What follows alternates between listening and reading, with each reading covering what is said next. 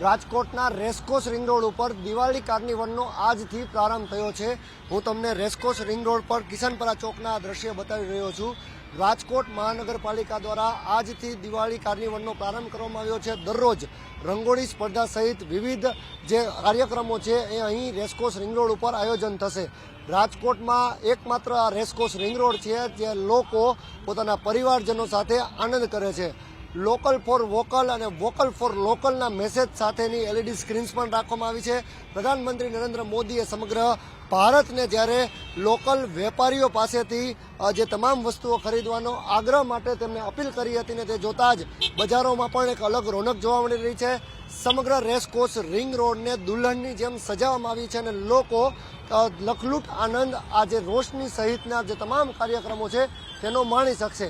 આજથી 5 દિવસ સુધી આ કાર્યક્રમ યોજાવાનો છે, ત્યારે માત્ર રાજકોટ જ નહીં પરંતુ સૌરાષ્ટ્રભરની જનતા રાજકોટના રેસકોર્સ રિંગ રોડે ઉમટી પડશે અને લખલૂટ આનંદ માણશે।